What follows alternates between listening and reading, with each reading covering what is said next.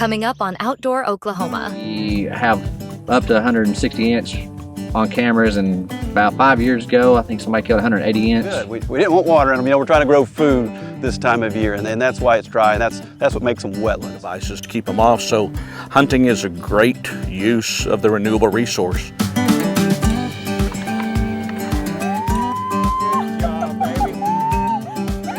Flavor that comes out of that first bite. You get that rosemary right off the top. Oh, you got him! You got him, Emily! Oh! Nice mess of blue cat we have right there. Ready. Now folks, this is what we're after. This is what you get in Outdoor Oklahoma. Outdoor Oklahoma is brought to you by the Oklahoma Department of Wildlife Conservation, sharing the beauty, the adventure, and the spirit of Oklahoma's wild places.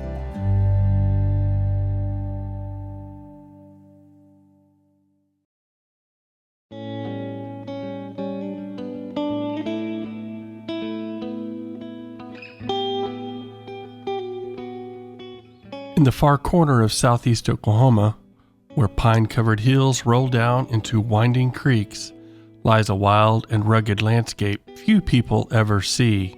This is the Herron Family Wildlife Management Area, more than 17,000 acres of open forest, clear cuts, and hidden draws, managed for the hunters and conservationists who call Oklahoma home. Hi, I'm Sid Tabor. I'm a biologist here on Herron Family WMA and Three Rivers, Honobia Creek. Currently, I'm standing on the Herron property, and most of the land you see behind me is Herron Family WMA. You got to have your hunting license and your access permit, your land access permit, which is $100. It gives you opportunity for about total, all three WMAs, 266,000 acres, I think. But this one, Herron, like I said, is 17,720. The Herron Family WMA is unlike any other in the state. It's privately owned land managed through generations and cared for through a partnership with the Oklahoma Department of Wildlife Conservation. It's wild country, shaped by time, timber harvest, and a commitment to keeping these woods healthy for the next generation. Plenty of timber. We call them mountains, but I don't know if they're considered mountains, but it's pretty rough, rugged. On camera, we get 140 inch regular, and we have up to 160 inch on cameras, and about 5 years ago, I think somebody killed 180 inch. So there's plenty of deer, and then turkeys. But up against this area, there's the teal, which has their own walk-in turkey hunting area, and we butt up against that, and there's plenty of turkeys in this area. Every WMA in Oklahoma has its own rules, and Herron is no exception. Yeah, this is the first WMA for residents only. Teal, the National Forest, butts up against this, so if you have family that's residents and you want to come down and hunt with them, there's opportunities for non-residents to hunt right here in the same general area. Yeah, if you plan on coming out, just check the regulations, because every area is different. I mean, this is completely different from the other two WMAs. It's a place that rewards preparation, scouting, reading the land, and respecting the rules that keep it wild. Camping on the Herron is on designated areas only. But if you just want a primitive camp, and just wherever you find a spot, Honobia Creek and Three Rivers is wide open for camping. Just if the county is in a burn ban, then you have to obey by that. But just be common sense and be reasonable. Just put up your food, don't leave it out all night, and just be prepared for raccoons and bears to possibly get into your stuff if left out. It's not just deer and turkey country either. Herron's woods are home to quail, black bear, and countless other species that thrive in this managed forest. We have black bear, and the numbers just keep growing every year. It's a little bit different because we're no baiting on WMA, so you're going to have to hunt over natural food sources. And when the hunt's done, there's still plenty to do. The Glover River, Oklahoma's last wild, free-flowing river, runs nearby, perfect for bass and catfish. Little River flows into Pine Creek, a favorite for kayaking and quiet mornings on the water. Hey, there's plenty to do down here in southeast Oklahoma. Just come out and enjoy. There's plenty around Broken Bow. There's Hochtown, plenty to do, not just hunting wise, but other scenic and wildlife opportunities. Just come and see us. Across the Herron family, Honobia Creek, and Three Rivers WMAs, hunters have access to more than 266,000 acres of managed land. A living partnership between landowners, biologists, and the people who care about conservation. It's so wide open and there's plenty of space. You will not run over each other while you're hunting. Plenty of opportunities to hunt by yourself and to see all the wildlife.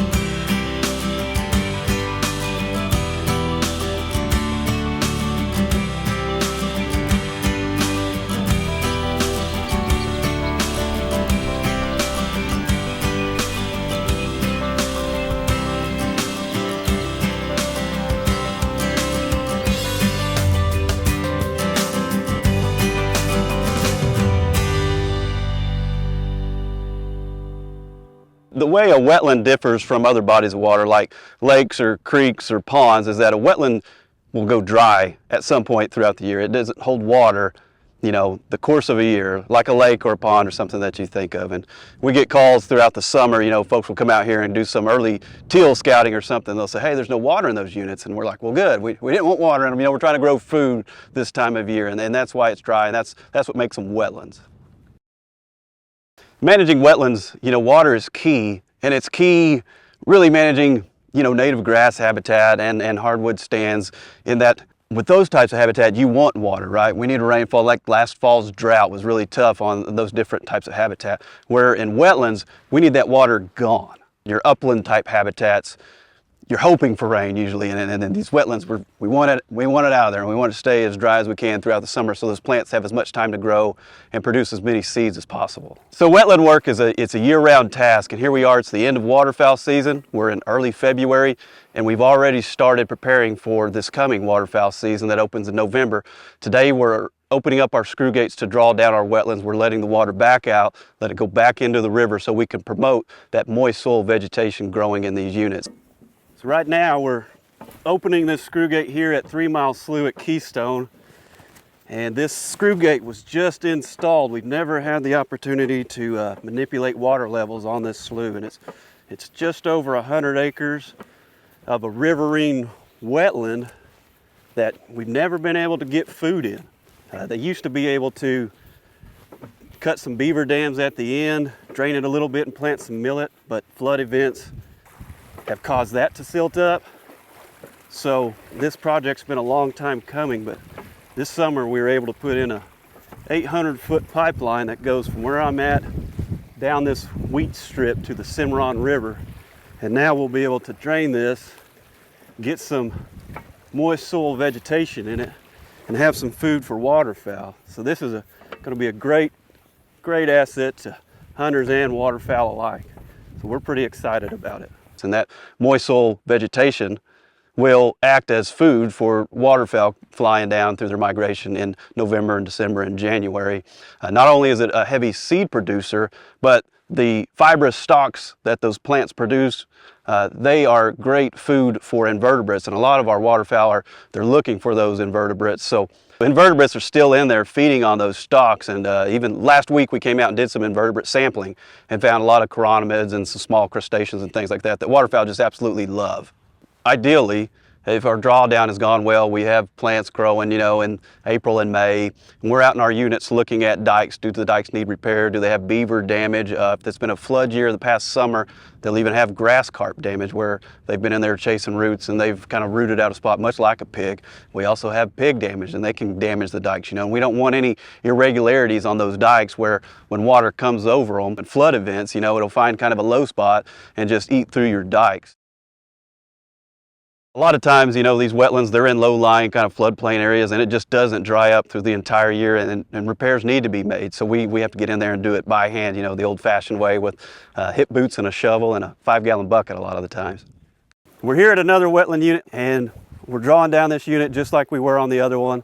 But today we're having to contend with the original wetland manager, the beaver. He's taken exception to our dike and thought he'd remove this wall and get a little bit bigger house. So this summer we'll have to come back once this is dry, put chain link fence along that dike to keep him from digging into it. And he's also built several dams down along this channel where we drain out of. We about got her going our way, don't we?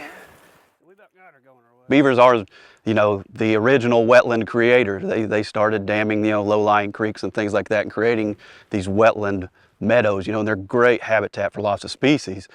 Unfortunately, they're kind of counterproductive in our man-made wetlands where, you know, they'll see something maybe that we don't see and they try to dam it up, whether we're drawing down a unit or maybe they're damming up a spillway because that's our low spot where we prevent washing out dikes, you know, and they're like, hey, let me help you out a little bit and dam this up, you know, and it's counterproductive from our end, so that they're a nuisance, you know, in our man-made wetlands a lot of the times. So our pump it's unique to this area. We have to set it in with the track hoe, and most of them have a stationary pump site where that pump stays in their river or their creek, and just they hook up a power unit to it each fall and just flip a switch. And ours, we have to get it out of the river because it wouldn't last through, you know, flood events. So just like managing the units, you know, this is very dynamic because we're at the mercy of water levels and river surges. The pump is the same way, and it's got that concrete box that sits out in the river, and it's constantly catching silt, even to the point of where silt deposited inside the box and filled it up, and it's 9 feet tall, you know, by 4 foot by 4 foot, and filled it up with sand. And we had to scoop, I think, 93 5-gallon buckets of sand out of it by hand, you know, just to where we could start pumping water back through that thing. We'll place that pump on top of that concrete box, then we will back our diesel power unit up to it, hook it up, and then flip a switch, turn a key, and it's pumping water into that pipeline that runs up into our upper 5 units. And then these lowest units, it just gravity feeds, and it takes about 3 to 3.5 weeks, if they're all dry, to fill them all the way up to max capacity. And that's running the pump 24 hours a day, 7 days a week. We'll usually start about mid-October, mid to late October. We'll try to get that pump placed in, and again, we're at the mercy of the river level because the pier that we take the track hoe and pump out on, it's only got about a foot of freeboard from normal lake level. So if we have a, you know, rain in Guthrie or Stillwater, a 2-inch rain, and it kind of sends a river surge down, or the lake's not at normal elevation, we have to wait for it to recede a little bit so we can walk out there and safely set that pump in. So ideally we do that in October, and then we'll start pumping, and units should be, you know, at max capacity by mid-November. So that the wetland habitat, it's unique, you know, because we are putting so much effort into it throughout the year, throughout the growing season, and throughout, you know, late summer, getting that thing pumped up. But we want to have those valuable food resources available throughout the entire length of winter and waterfowl season, that as these birds migrate, you know, south, that they find food available instead of, you know, hey, it's all there for opening day, and then they get shot at and they get scattered and then they just disappear and we don't have any food or water left. So that's why it's kind of a year-long process that we put in so much time and effort into this thing, and we want to be here just as ready in December 1st as we are November 1st and January 1st also.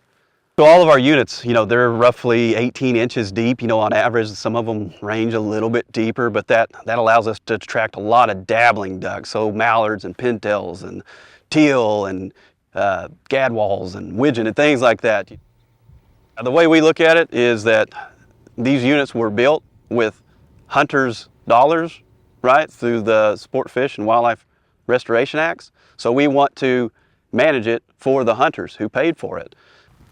Folks will always question us, you know, did you plant Japanese millet, or why didn't you plant Japanese millet, or how come you don't plant Japanese millet? And Japanese millet's great. It's a great attractant. It's not a great food source. It's kind of like feeding you candy bars. You know, I love it, and I'm not going to pass one up. But it's hard to make a 3-month migration, you know, off candy bars. I tell a lot of folks that kind of dabble in waterfowl hunting, but they're mainly deer hunters. I tell them, you know, you wouldn't go out to your property and doze off every oak tree you had to put up a corn feeder. You know, you've already got the food source there, you got a much better food source, and that's essentially what we'd do. If all we wanted to do was plant Japanese millet in here, we'd be wiping out all these great foods with all this great, you know, carbohydrates and amino acids and things like that in those plants to plant, you know, a Milky Way. We start in February, drawing these units down and trying to grow the best food for them, and then working on pumps and working on dikes, working on screw gates, and praying that we don't get a flood that wipes it all out. And then we put the pump in, and then the water starts coming, we're flooding food, and then November starts to hit and these birds start to show up, and it's gratification, but it's so much relief. Like we made it to migration, we made it to waterfowl season, and the hunters can enjoy, you know, 3 months of waterfowl season out here. It doesn't matter, you know, what type of habitat you're managing, whether it's wetlands or uplands, you know, there's always difficulties, and we struggle with, a lot of times it's too much water here, and our folks out west, they're struggling with not enough water. You know, a lot of times they're thinking, hey, we can't pump these units. But where and when we can manage these types of habitat for wildlife and for sportsmen, I think it's our responsibility to do so, and to do so in the best way that we can.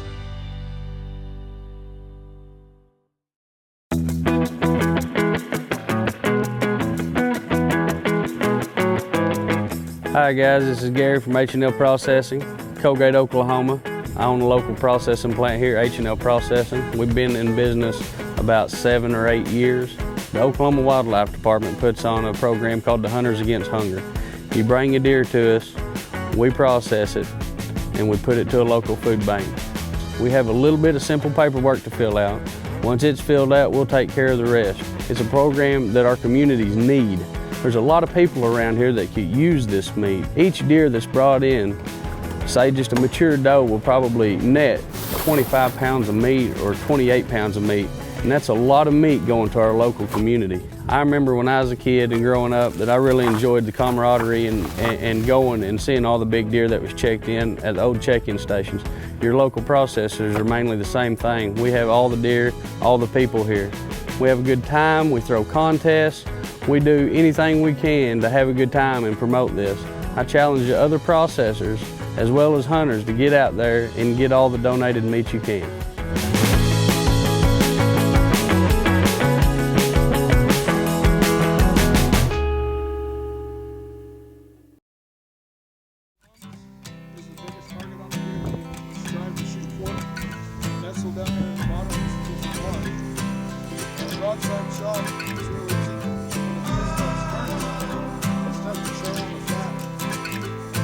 Where I'm from, it's a lot of pine and cedar trees. It's always wet. Out here, it looks open and dry.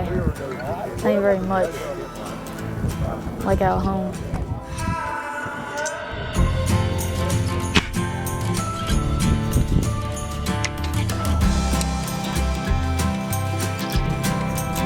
Kid that's your age that would be a little worried about coming out here, what would you tell them? Don't be. It's going to be a good experience. I haven't even done it, and I know it's going to be a good experience for me. Driving to and from this area each morning, and people that I worked with encounter deer, and controlling the population's, you know, really important here. So I understand that, and I think he does as well, as far as processing the meat and use it to, you know, our ability as far as eating currently as well. So we're here to harvest a couple deer for the deer population because they're having some problems with the deer eating peanuts and all that. Mr. Ripto has too many deer. He just simply does. He raises peanuts and he's feeding deer, and he can't keep enough high fences or any other devices to keep them off. So hunting is a great use of the renewable resource. And if we can teach more kids about that, then there will be more of us to help him manage that renewable resource. Feels good. It's like to help a person out.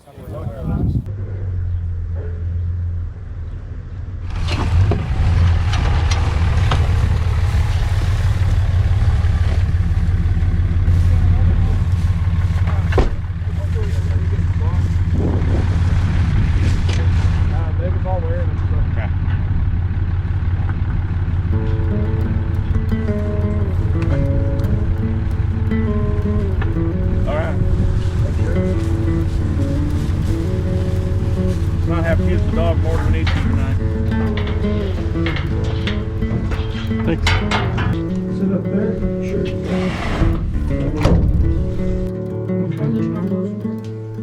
Well, I know right now we're not seeing deer, but practice using your kind of your quiet voice too.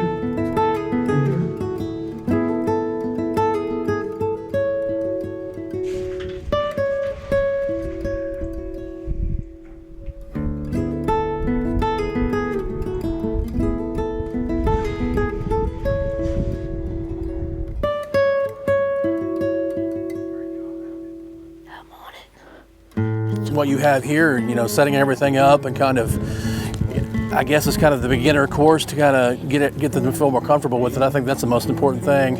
You know, this is the first time, you know, like I said, you know, I've ever been involved in anything like this and seeing it, you know, how you have everything set up and it gets everybody. I think his comfortability, I think, is a lot, as far as his stress or anxiety, is a lot less now that he's had the opportunity to be around other people and get to shoot, practice, and, you know, kind of get a little bit of an overview of, you know, the area.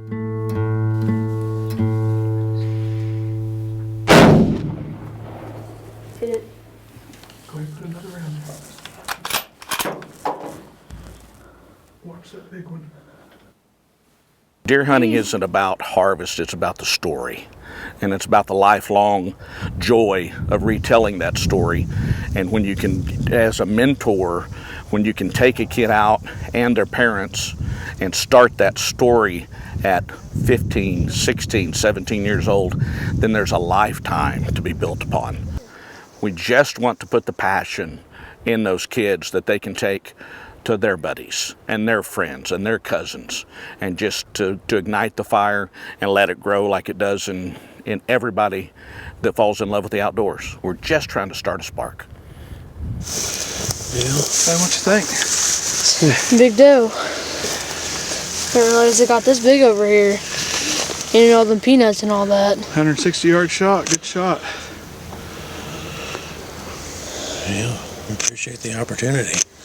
Definitely. Landowner and department. This is a great opportunity for someone who wants to, you know, it's your first time or you've been hunting before. I know it's really enjoyable. Hope we get to come back and do it again for a lot of years. Of course, you'll have grown out, aged out, so you can bring your children too. Yeah. And you'll know what to look forward to. My name's Josh Richardson. I'm the private land section supervisor for the Wildlife Division of the Oklahoma Wildlife Department. We have the privilege of working together with lots of landowners across the state. One of the things that we can do with them is help to coordinate these private lands youth deer hunts. The private lands youth deer hunts are set up to provide some additional opportunities for youth across the state, either new hunters that haven't had a chance to harvest a deer yet, or young hunters that are just new into the sport and needing a little bit extra practice in there. While out on these hunts, we certainly want kids to be able to harvest a deer, but we're also out there to try to make sure and instill in them the need to use what we harvest, to be able to process these deer, get it broke down into food that they and their families can eat. Also talk with them about the importance of hunting as a management tool, whether it be for controlling herd numbers that are too high or balancing out herd numbers, getting buck to doe ratios more in balance. We try to encourage the kids and teach the kids on all of those aspects while we're out on these hunts. We work with landowners to try to meet some of their management goals, whether that be addressing depredation issues in agriculture fields, or landowners that are trying to balance out their deer herds and needing a few more antlerless deer taken, or just landowners that have a passion for kids and getting kids into the sport of hunting in the outdoors. Youth that are interested in applying can go to our website, wildlifedepartment.com, or to our app, Go Outdoors Oklahoma, to apply for these hunts. We encourage you to try something new, and hopefully we'll see you on one of these hunts out here in Outdoor Oklahoma. Outdoor Oklahoma is produced by the Oklahoma Department of Wildlife Conservation and is proud to serve and be funded entirely by sportsmen and women and outdoor enthusiasts who love and appreciate all things wild in the great state of Oklahoma. Connect with us online on TikTok, Instagram, Facebook, X, and YouTube. Want to know more about the Wildlife Department? Visit us at wildlifedepartment.com. Thanks for watching.